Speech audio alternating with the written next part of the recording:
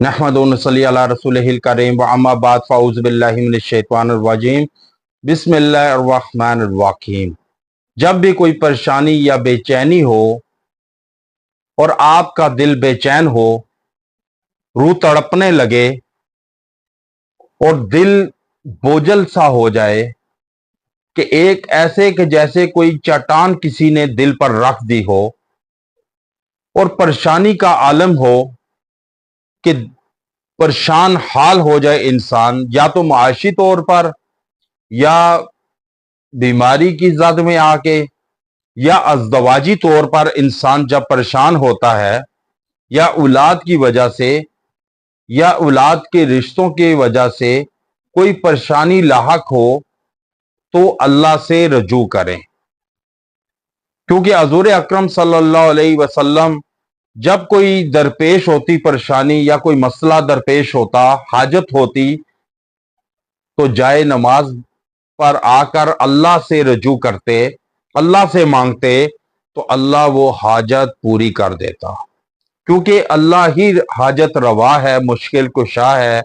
کہ اللہ کے سوا نہ کوئی پریشانی دے سکتا ہے، نہ پریشانی کوئی دور کر سکتا ہے،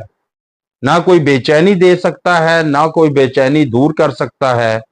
رزق دینے والی اللہ کی ذات ہے، کیونکہ اللہ کی ذات کے علاوہ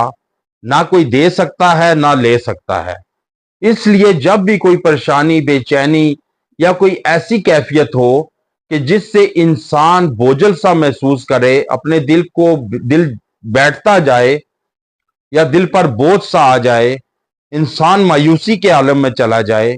پریشانی کے عالم میں، اس وقت کے لیے انتہائی بامجرب وظیفہ لایا ہوں۔ ابو داؤد کی حدیث ہے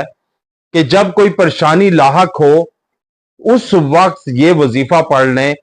آپ یاد رکھیں، چاہے جتنے کیوں نہ وظائف کر لیں، اگر آپ نمازی نہیں ہیں، نماز نہیں پڑھتے،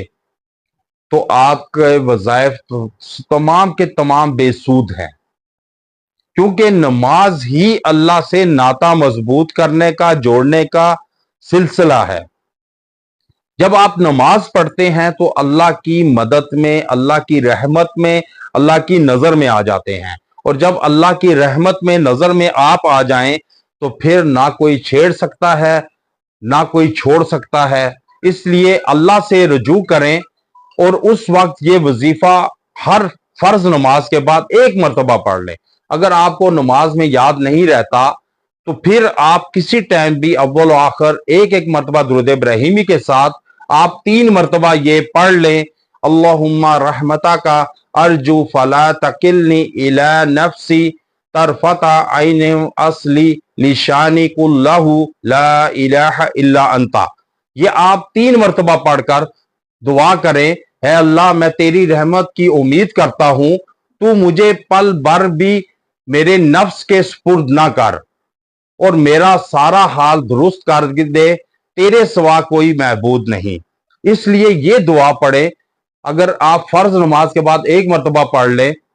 انشاءاللہ تعالی آپ دیکھیں گے کہ کیسے آپ کی پریشانی، بے چینی دور ہوتی ہے، اور آپ پرسکون زندگی کی طرف لوٹیں گے اور خوشگوار زندگی بسر کریں گے۔ صدقے کی نیت سے شیئر کریں، ہو سکتا ہے کوئی آپ کے اس شیئر کرنے سے یہ پڑھے تو پڑھنے کا بھی صدقہ جاریہ، اور پڑھ کر جب تکلیف سے، بے چینی سے، پریشانی سے نکلے گا تو آپ کی بھی اللہ پریشانی دور فرمائے گا۔ وآخر دعوانا ان الحمد للہ رب العالمین۔